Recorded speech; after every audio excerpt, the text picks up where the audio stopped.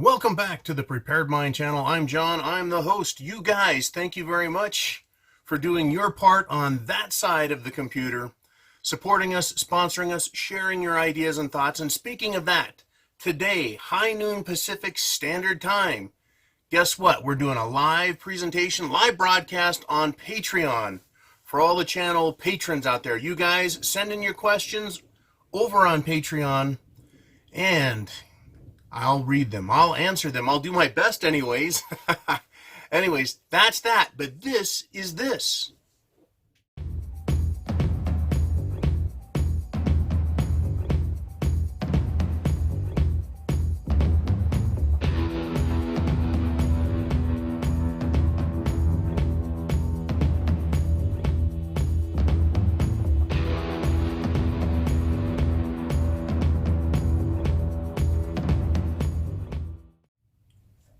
So what is this we're talking about? I said over the weekend at the weekend wrap up that this week, right now, we're going to have some crazy shit going on. Lo and behold, it's happening. Now, you probably think that based on all of the stock market loss, right, all of the heavy duty bleeding, all the middle and upper income people out there who work in corporate America that just got handed their lunch, right? Dow down on Monday, 2.3%. Imagine doing that for a week. That would be close to 15% loss. Can we suffer this kind of loss all week long? Well, it's possible. Dow could go up, Dow could go down. Who knows? Dow go round and round. Why? Because it is all manipulated.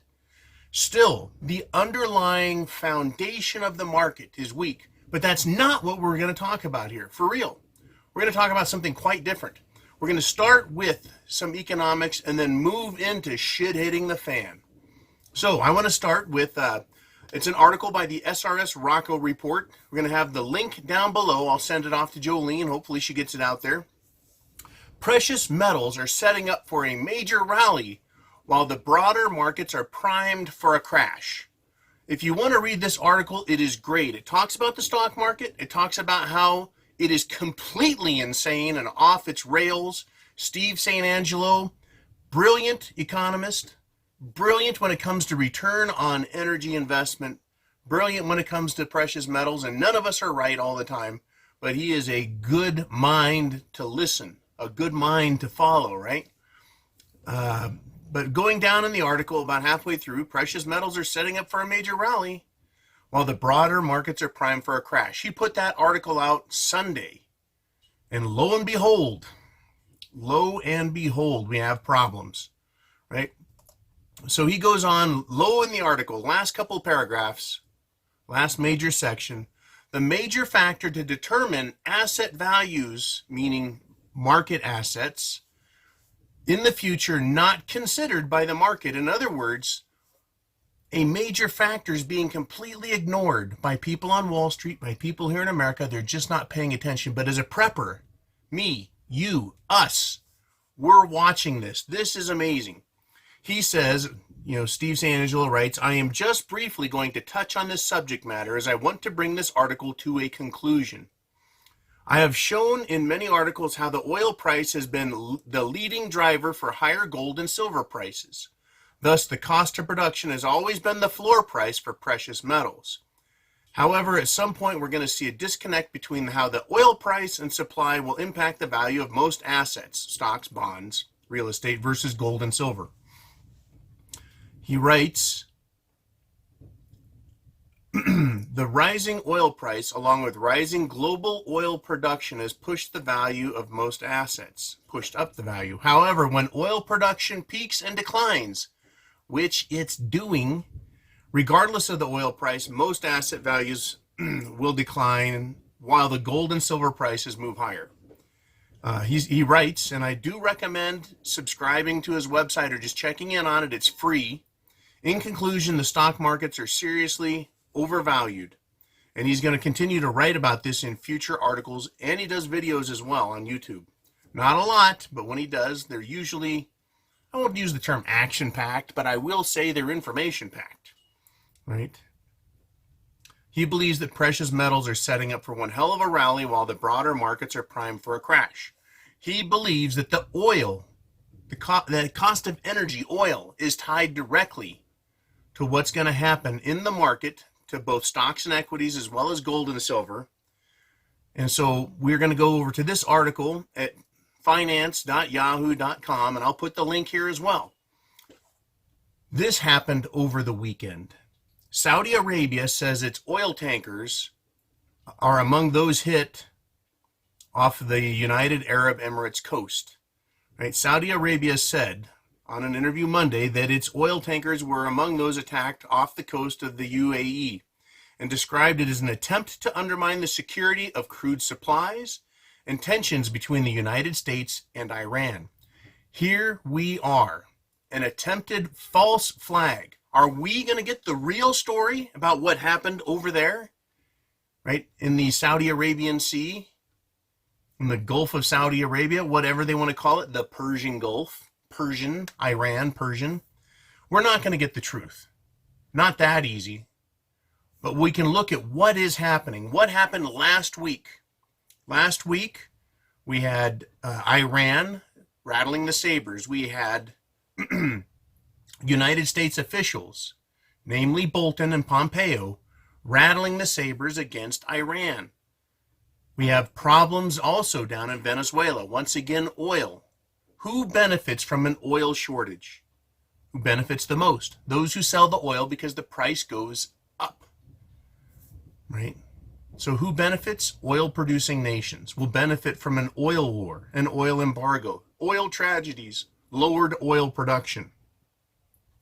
Here in the United States, if we have a disruption in the oil supply, right, that can cause a disruption in the fuel supply. Yes, I know we have national reserves. Yes, I know we produce our own oil, but the system is set up in a certain way and it works a certain way.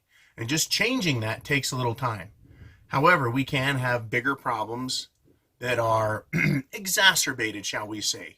We can have terror in the Gulf, terror in Venezuela, and terror at our own refineries. Here in California, years ago, I witnessed problems down in Louisiana, in the Gulf Coast and their refineries. They had some explosions there, some down plants, and guess what? For some reason, that was excuse enough to raise my prices here. Significantly, by the way. Not a couple of pennies. How about a couple of dimes? How does that affect an entire market? It affects an entire market because it takes capital out of the system that would be spent in other places. Now, it's important to note that while people have had stagnant wages, lower wages, or no wages here in California, as well as the rest of the country, when you raise prices, you're going to cause significant pain, discomfort.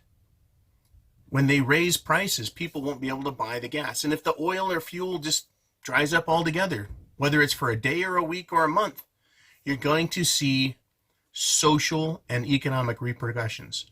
Economic meaning spending money. Social meaning people and their unrest, their unease, their unhappiness with what's going on. So what I see is that countries, including the United States, the corporations anyways, will benefit from an oil shortage, an oil embargo, oil disruption, and war. Back to Saudi Arabia and what is going on. Iran has been threatening, right? And we've said all Iran or another nation has to do is have a Gulf of Tonkin incident. They just need to have a Pearl Harbor incident, a Remember the Maine incident where a naval ship is attacked under suspicious, dubious conditions, and then someone else is accused, and it's used as the impetus, the excuse, the justification for a war. At the very least, a justification for what? Tariffs, embargoes, blockades. And what is Iran threatening? To blockade the Strait of Hormuz, which would do what?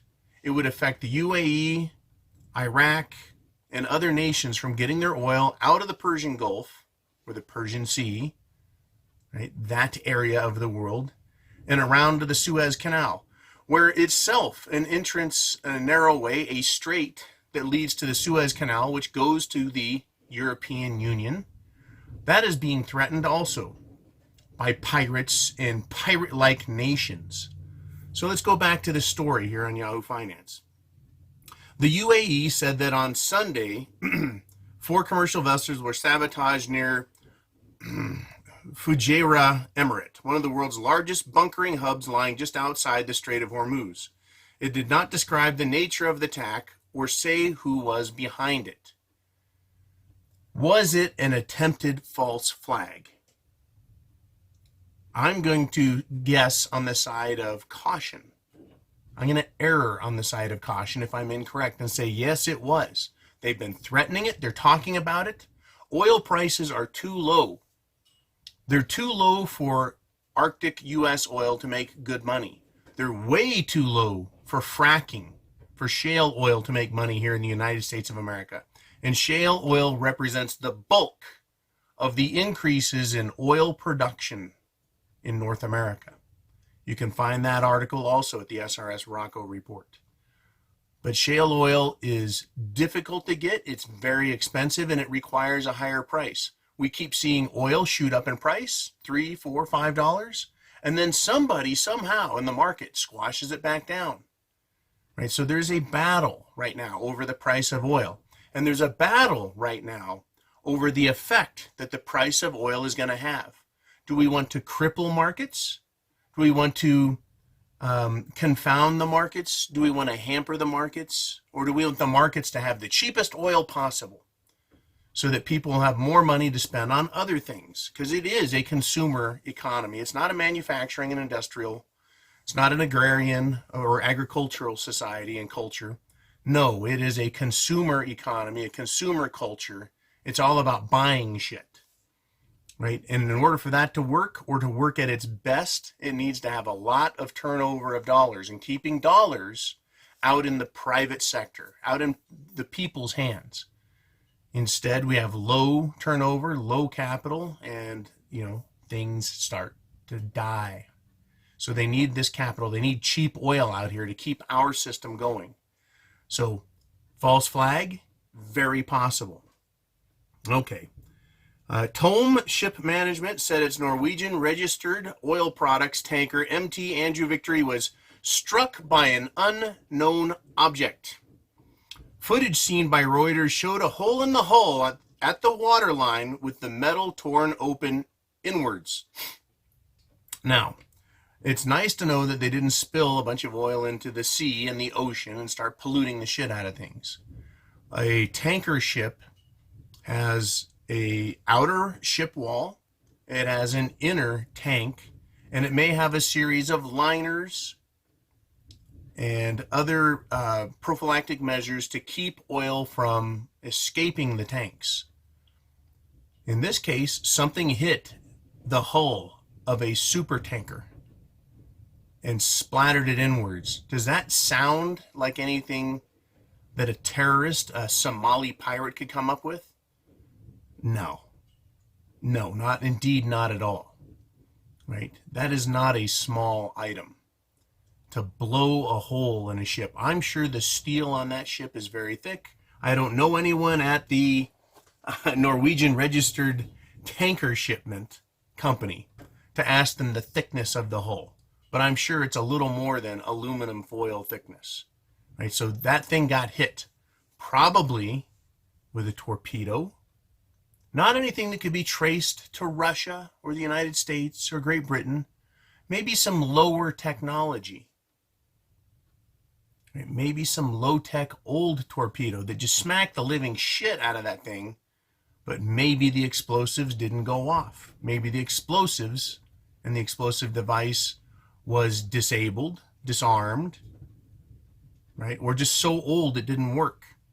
But it certainly smells to me like a false flag. This isn't a little rubber raft or even an aluminum boat being handled by pirates, ramming the ship at the waterline. And once again, it happened at the waterline. Old technology torpedoes riding across the surface.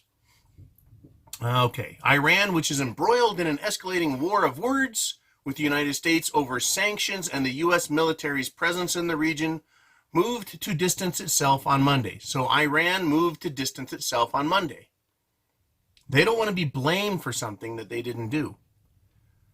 Now, I do know that the guy who's in charge of Iran, or the military, is a big mouth. right? He's just like every other powerful politician on the planet. He's going to talk shit and talk trash. Look out, right? But they don't want anything to do with this. A senior Iranian lawmaker said, quote, saboteurs from a third country, quote, could be behind it. Now, who do we know that's out there that likes false flags? That would be the dark state powers that be using mercenaries and mercenary organizations to do their dirty work. All of their false flag attacks are dirty work done by mercs because they are scum for hire. Unfortunately, it's a fact of life. That is the mission that these guys have decided to accept for a paycheck. You always wonder, how can Spectre from James Bond get all these guys to work for him? Where do they get these henchmen? Right? Well, they do it for money. Mercenaries have been around as long as an army has been around because they're for hire. And there is no dirty deed that they won't do for money. So, looks like some mercenary group got some armament, launched it at a tanker, and the tanker didn't go down, right? But it sure suffered one hell of a hole in it, and this has made it to the news. Now, have you seen this? Have you seen this news story on CNN talking about a tanker that had a hole blown in it? Did they go into detail about who or what? Did they speculate and give you opinions and editorialize over who could have done this and the reasons why? As far as I'm concerned, the reason why is they want to start a war. At the very least, they want conflict. They want that oil price up to protect their economy. At the same time, a high oil price will hurt the economy. It's a lose-lose situation for those people in charge. And the only win for us, the people, is maybe lower oil prices for a while, yet peak production is dropping. And causing conflict over in the Middle East is not going to help either. A fifth of global oil consumption passes through the Strait of Hormuz from the Middle East. Right? This is just crazy. Iran's Revolutionary Guards, designated a terrorist organization by the United States, threatened last month to close the choke point if Tehran was barred from using it. In other words, if Iran can't use the Strait of Hormuz, which is next to their country, then no one can. You see, this saber rattling is leading to tensions in the area. Trading and shipping sources identified the Saudi vessels as very large crude carriers, VLCCs. Tanker Amjad and crude tanker Al Marzouk. Forgive my crude pronunciations. Both owned by Saudi shipping firm Bahri, which did not respond to a Reuters request for comment. Right. The UAE foreign minister said there were no casualties and that the Fujairah port operations were normal. Okay. This is crazy. An investigation was launched into coordination with international authorities, it said, calling on global powers to prevent any parties trying to harm maritime safety and security. Now, here's where we're going to talk about this. If something happens in space, they're watching the space. They use sonar, radar, LIDAR, they use infrared, they use every known technology to monitor space, to monitor our airspace. And yes, even in the water. Water is a much better conductor of sound and other types of radiation or vibration that occurs. They have this thing called SOSUS, which is a listening device. It's an array of listening devices in the Pacific, in the Atlantic, in the Indian Ocean. They listen and hear everything. If a torpedo, no matter how old it was launched and it hit a tanker, and 4 tankers apparently were hit or under some form of attack over the weekend, the early warning system, the sonar that's used by the Navy and other quasi-government organizations on all sides, they would have heard the screws on that torpedo or whatever it was that hit that ship. They would have heard it. They would be able to identify it. They would know where it came from, the speed it traveled, and everything else. This is a false flag attack. And everyone needs to understand. It was done intentionally for a reason. And being prepared, having food, water, shelter, clothing, medicine, means of self-defense, having these things is your guarantee to protect you, your group, from the consequences of what these idiots are doing internationally. They're starting to pick at each other. They need a war. They need to distract people.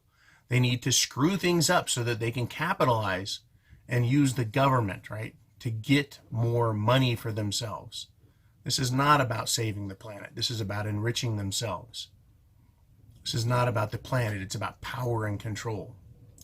This is not about making the world a better place. It's about domination. It's about ideology, and it's about their agendas.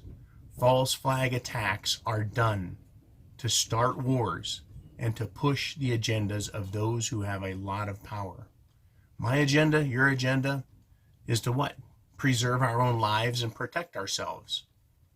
That's not powerful. That's individual and very tiny. These jerks out there, they have a lot of power, and they're starting to want to use it. The stock market uncertainty and drops and crashes and slides that we're dealing with, guess what? That is big and powerful, and that's scaring a lot of the power brokers.